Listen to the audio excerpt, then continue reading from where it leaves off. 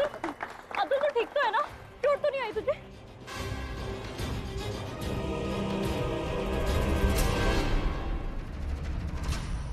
मैंने तुम्हें मना किया था ना कि उसे अपने साथ ऊपर मत लेके जाओ।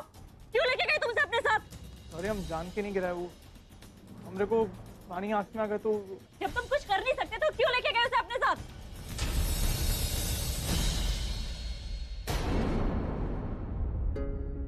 Sachin, thank you so much.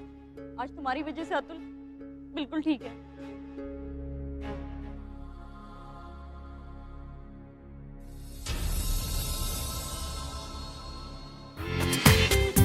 पूरा एपिसोड देखिए ZEE5 पर।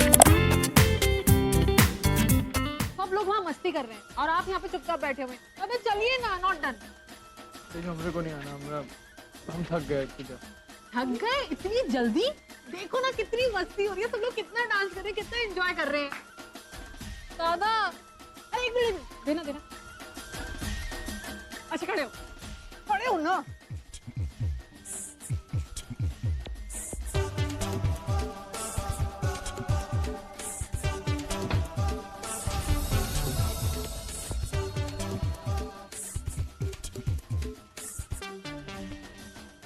बाबा, आज से पहले ये मटकी मैं ही फोड़ा करता था। आज मेरे बेटे फोड़। I am really proud of that.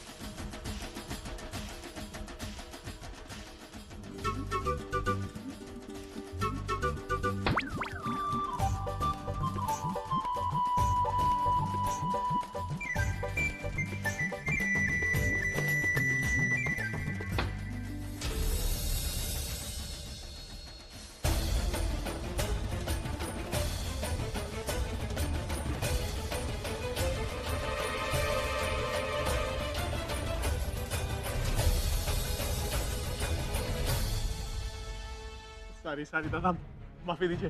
क्या प्रॉब्लम क्या है तुम्हारी?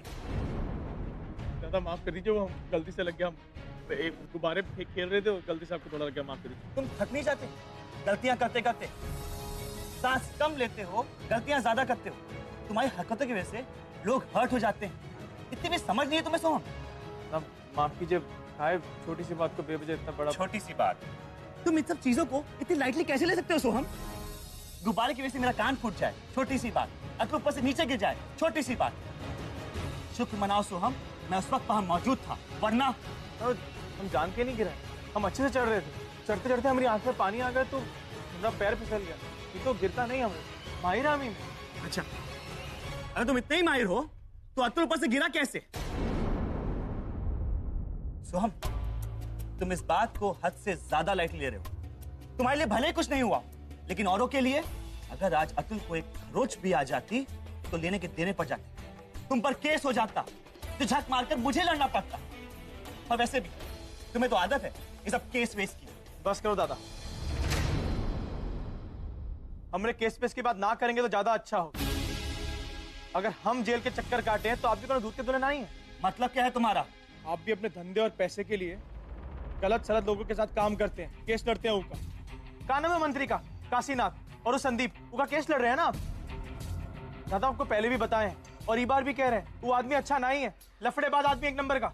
अच्छा, हाँ दादा, आप नहीं जानते गौरी के साथ क्या किया उन्हें। एक मिनट। पहली बात, कौन सही है और कौन गलत है ये मुझे तुमसे सीखने की जरूरत नहीं है। दूसरी बात, ये मेरा प्रोफेशन है, इसमें तुम ना ही पढ़ो तो बेहतर होगा। और वैसे भी मैं अपने क्लाइंट की पूरी हिस्ट्री जानने के बाद ही उस केस में हाथ डालता हूं। अच्छा, तो ये केस क्या लड़ रहे हैं? जॉन की वजह से बाबा को गोली लगी? बाबा पर गोली संदीप ने नहीं, किसी और ने चलाई थी। निशाना भैया था दादा, और जॉन के ऊपर गोलियां बरस रही हो, सीधा साधा आदमी नहीं होगा। तुम बेवजह संदीप को टारगेट कर रहे हो। हम की असलियत बता रहे हैं आपको दादा। Stop it Soham, just stop it. बहुत बकवास करी तुमने। अब इस बारे में मैं एक भी शब्द नहीं सुनूंगा। आपकी दवाई का टाइम हो गया, हम चले अंदर दवाई लेते हैं। आपको पता भी उन्हें क्या किया गौरी के साथ? समझ का ही नहीं रहे आप। छेड़ा उन्हें गौरी को। फिर वही बात। दोनों को नहीं समझ रहा कि तुम्हारे बाबा की तबीयत खराब है सोहम। तुम लोगों को इतनी अकल नहीं है। और ऐसी कौन सी बात हो गई जो तुम इस तरीके से झगड़ रहे हो? क्या हुआ है मुझे साफ साफ बताओ। आई, मैं आज तक अपना काम अपने तरीके अपनी मर्जी से करता आया हूं, लेकिन उसमें कोई दखलंदाजी करे, आई कांट टॉलरेट दैट। और सोहम वही कर रहा है। ऐसा कुछ नहीं है आई, हम सिर्फ ये कह एक तो बात बता, अगर हमरे को गड्ढा दिख रहा है और देख रहे हैं कि दादा हमें गिरने वाले हैं, तो रोकेंगे नहीं? का ये सब क्या कह रहा है मुझे साफ साफ बता, खुल के बता मुझे। आई, दादा संदीप का केस लड़ रहे हैं।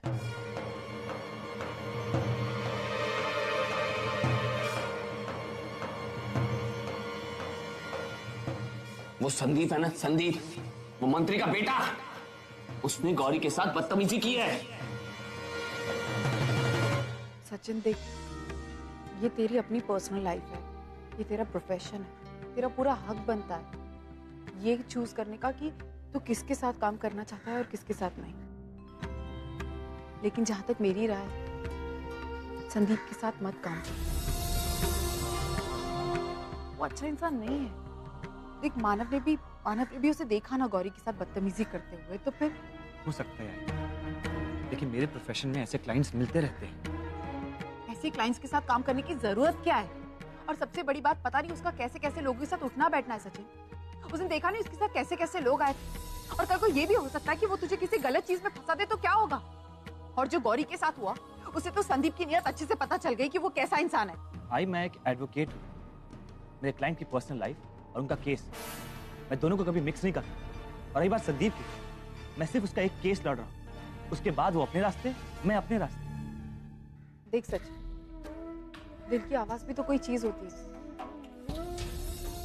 कल को अगर किसी निर्दोष को तेरी वजह से सजा हो गई तो? और जहां तक सोहम का सवाल है, वो गलत नहीं है, वो सिर्फ तेरा भला चाहता है और कुछ नहीं।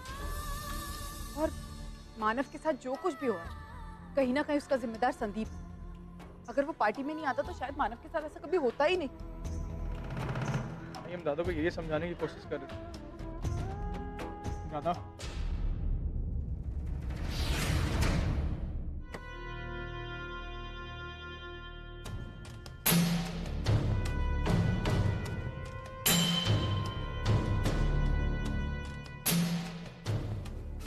तो काशीनाथ जी है ना, हमारे एरिया में क्यों? अरे कोई रैली बेली होगी ना। इस वक्त कहां से रैली वेली होगी? क्या हुआ? काशीनाथ जी आए हैं, वो राजनेता है ना, पता नहीं हमारी चौल में क्यों आए हैं। काशीनाथ शर्मा, वो यहाँ क्यों आए हैं? भाई, हमारी चाल में कोई बहुत बड़ा नेता है। कहीं उस दिन वाले मामले को लेकर? अच्छा ही है, अगर सवाल जवाब करने आए हैं, मैं भी उन्हें उनके बेटे की एक एक हरकत के बारे में बता दूंगा। लगता है वो हमारे घर ही आ रहे हैं। हाँ, चलो बेटा अंदर चलो, चलो गौरी, अतुल तुम भी चलो, चलो बेटा।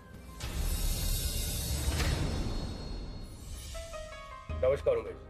नमस्ते नमस्ते काशीनाथ जी, आइए ना, आइए ना, आइए। अगर रजनी, आइए। देखो कौन आया है, पानी लेके आना। नमस्कार बाबू, धन्यवाद। आप क्या लेंगे बोलिए ना, चाय कॉफी? नहीं, चाय अभी नहीं। क्या है, मैं जिस सिलसिले में आप लोगों से यहाँ बात करने आया हूँ, उसके लिए भाभी जी आपकी रजामंदी भी बहुत जरूरी है। आप बैठिए। कैसी रजामंदी? देखिए उमेश जी, मैं अपनी तरफ से रिश्ता पक्का कर चुका हूँ। अब बस आप लोगों की राय जानना चाहता हूँ।